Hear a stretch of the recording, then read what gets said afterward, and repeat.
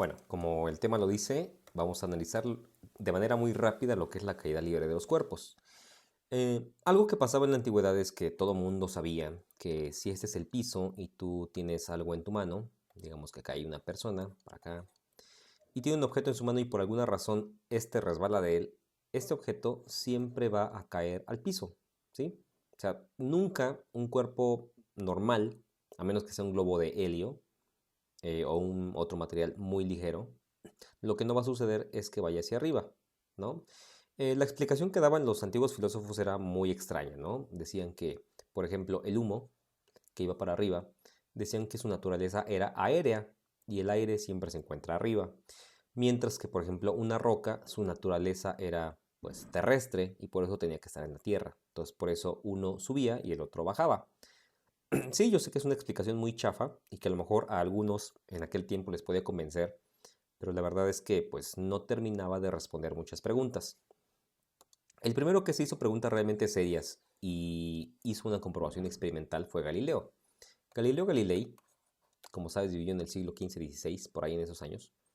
eh, Fue aquel que tuvo el conflicto con la iglesia, ¿no? En primer lugar por la teoría heliocéntrica, donde se decía que el Sol era el centro de nuestro universo y que la Tierra orbitaba alrededor de él, echando a un lado la teoría geocéntrica, donde decían que pues como Dios nos había creado a todos, Él nos había puesto en el centro del universo y por ser la criatura más perfecta que existía, ¿no? Entonces le quitó ese protagonismo y fue confrontado por la iglesia.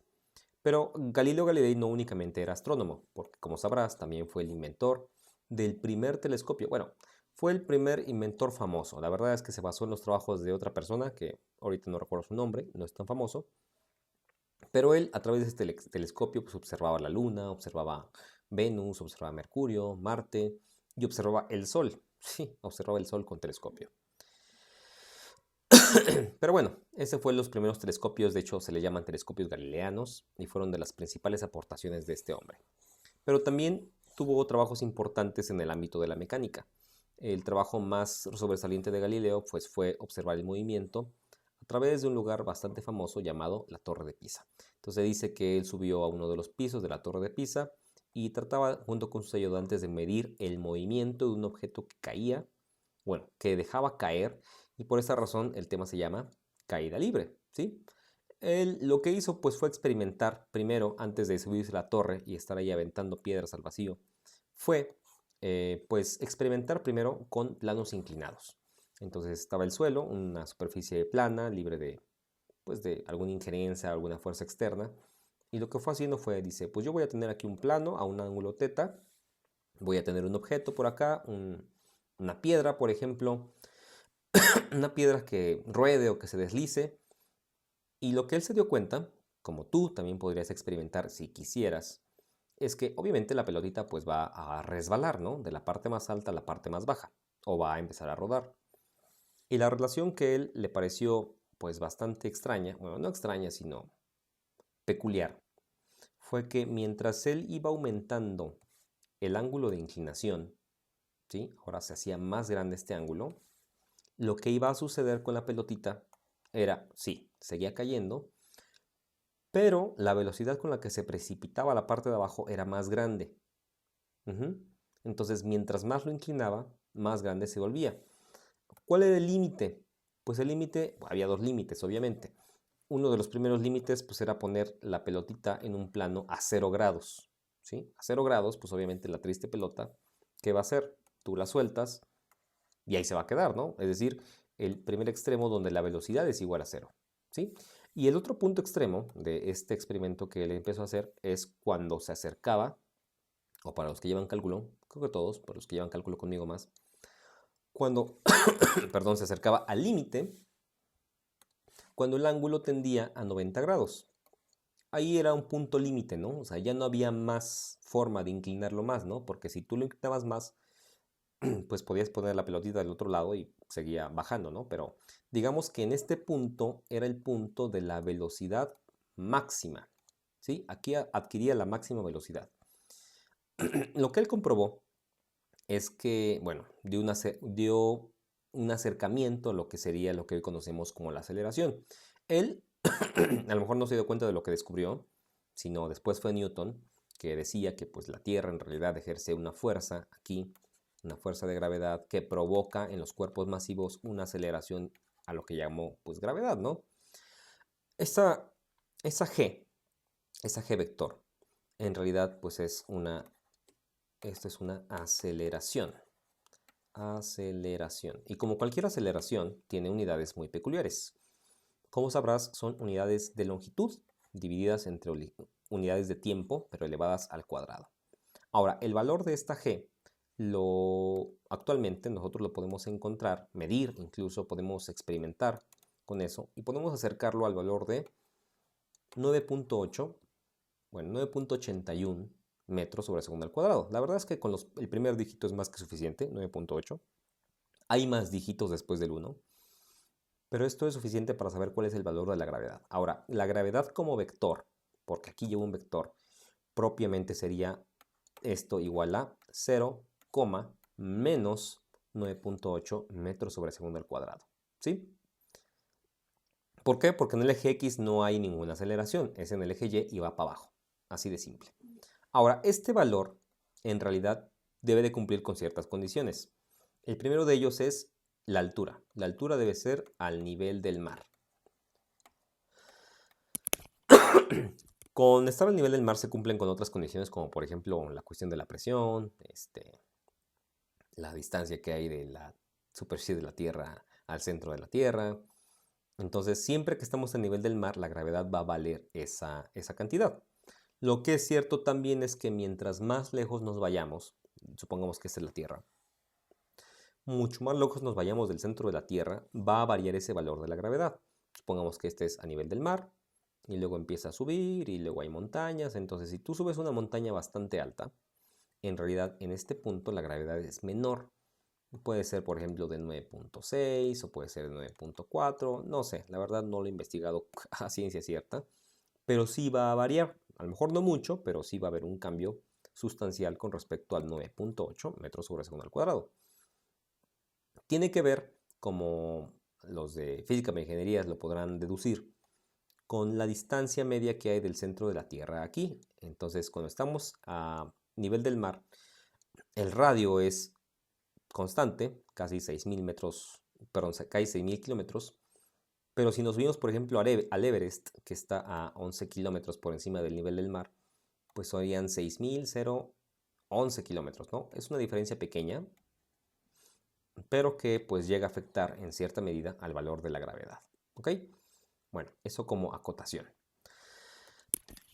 Ahora bien, ¿qué implicaciones tiene el hecho de que conozcamos que somos atraídos por la Tierra con una aceleración igual a la aceleración de la gravedad igual a 0, menos 9.8 metros sobre segundo al cuadrado? ¿Qué implicación tiene? Bueno, la implicación es que nuestras ecuaciones pues, pueden variar para objetos que se encuentran cerca de la Tierra y que de alguna manera estos objetos se caen, ¿sí? Si yo tengo un objeto que cae aquí, lo que va a estar presente siempre va a ser pues precisamente ese valor de la gravedad. Es decir, este objeto puede tener una velocidad inicial, yo sé que llegado a cierto punto pues va a tener una velocidad final, yo sé que va a recorrer una cierta distancia en el eje Y, pero lo que siempre va a suceder es que la aceleración va a ser siempre la de la gravedad. Por lo tanto, muchas de las ecuaciones que tenemos y que hablamos en el video anterior, vamos a tener que reemplazar la aceleración por la gravedad, ¿sí? Por ejemplo, un cuerpo en caída libre va a seguir la siguiente ecuación, la ecuación número 1 que teníamos hace rato, que la voy a poner por acá. En vez de decir que la aceleración es igual a, voy a tener que g va a ser igual a la velocidad final menos la velocidad inicial entre el tiempo. Recuerda que aquí antes había una a de aceleración. Bueno, como el cuerpo está cerca de la superficie de la Tierra, en vez de a pongo g. Y las otras ecuaciones van a variar del mismo modo, es decir, la velocidad al cuadrado final menos la velocidad, aquí ya hice un desajuste, velocidad final al cuadrado menos, tengo problemas aquí con esto, permítanme, ahí está, ya, entonces decía velocidad final al cuadrado menos la velocidad inicial al cuadrado va a ser igual a 2 veces, y en vez de poner aceleración, puedo poner g por la distancia. Y la otra ecuación finalmente, la de las posiciones, ojo, esto únicamente va a funcionar con la posición en Y. Va a ser posición en Y final igual a Y inicial, Y inicial más velocidad inicial en Y por el tiempo más un medio, y ojo, aquí le pongo G por T al cuadrado. Entonces, la única variación que va a haber es que en vez de decir que hay una aceleración pues indeterminada, va a ser esa aceleración igual a G siempre. ¿Ok? Todo lo demás va a permanecer constante. Vamos a ver un ejemplo de los que están aquí en el libro. Vamos a resolverlo, vas a ver que está bien fácil. Vamos a llevarnos este ejemplo 6.8. Entonces lo copio y lo pego en una nueva página. Lo pongo por acá y lo hago más grande para que lo veas. Perdón por la tos, pero todavía queda un remanente por ahí. Bien, dice una pelota de hule se deja caer del reposo. Entonces dibujo mi pelota de hule. Tarán, se deja caer, o sea que eventualmente llegará al piso. Como se muestra en la figura, no tengo la figura. Encuentre su velocidad y su posición después de 1, 2, 3 y 4 segundos. ¡Ay, qué flojera! Bueno, ojo, entonces como una pelota se está dejando caer, yo sé que está cayendo debido al efecto de la aceleración de la gravedad. O sea que conozco la aceleración.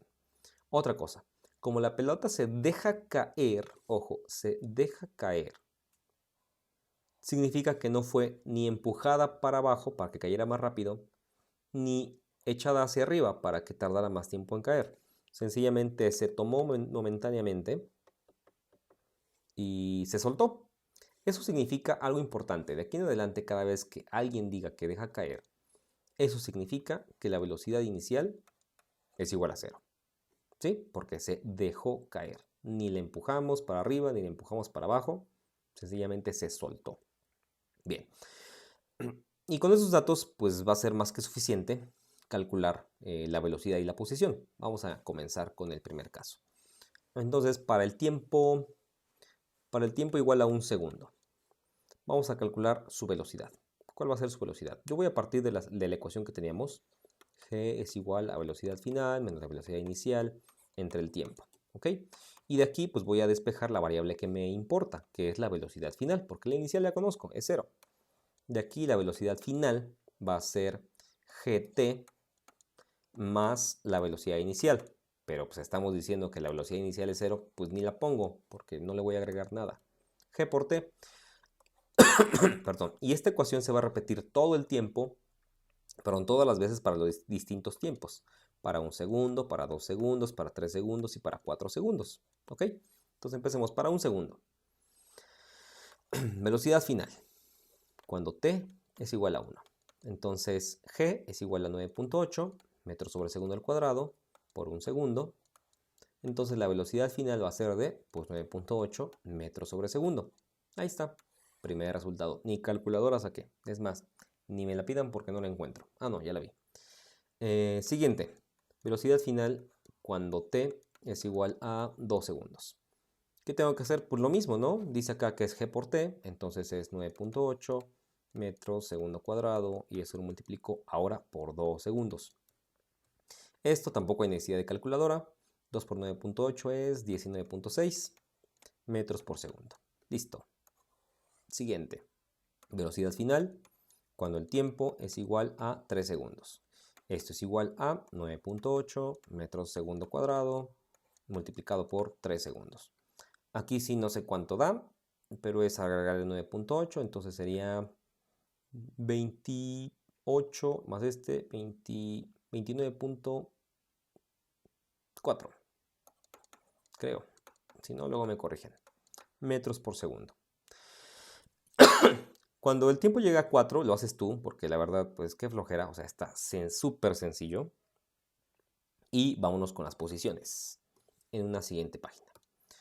Ahora, ¿cómo calculo yo la posición de esa pelota cuando va cayendo? Para eso cuento con otras dos pues ecuaciones, ¿no? Y la ecuación que me habla de las posiciones pues es la siguiente. Y final es igual a Y inicial más velocidad inicial por el tiempo más un medio de G por T al cuadrado, ¿correcto? Ah, algo se me pasó en el ejercicio anterior. Perdón. La aceleración es negativa, ¿cierto? Eso se me pasó. 9.8 metros segundo cuadrado. Entonces, todos los valores que aparecen acá son negativos, porque siempre están multiplicando por el menos 9.8. Una disculpa de antemano, ¿sí? Todos son negativos. Lo cual es bastante obvio, porque la pelota va a caer, entonces la velocidad pues va para abajo. Y si va para abajo, el signo negativo me indica precisamente eso. Bueno, ¿qué pasa con las distancias? De aquí se puede simplificar muchas cosas. ¿Por qué? Recuerda que el diagrama de lo que está sucediendo es este. Está la pelota afectada por la gravedad y pues eventualmente por aquí está el suelo, ¿no? Y va contra él. Puede ser que esté muy alta y puede ser que después de 1, 2, 3 o 4 segundos no toque el piso. Así que pues de todos modos va a estar en el aire, ¿no? Puede ser que en el segundo 4 esté por acá y en los demás segundos esté en medio. Bueno, lo que yo tengo que hacer para calcular posiciones en estos casos, como en cualquier problema de física, aunque no lo haya hecho hasta este momento, es siempre determinar un sistema de referencia, ¿ok? Y no hay sistema de referencia más útil en este momento que la posición inicial de la pelota. ¿Por qué es lo más útil? Porque si esta es la posición inicial, es decir, la y inicial, pues va a ser 0. Y al escogerla como 0, este término se va a anular, ¿cierto? Ahora, ¿qué otra cosa decíamos hace rato? Decíamos que si se deja caer, la velocidad inicial en y también va a ser 0, porque no la estoy empujando ni para arriba ni para abajo. Entonces, si esa velocidad es 0, esta es 0, y multiplicado por cualquier tiempo, esto también va a dar 0. 0 por cualquier cosa es 0.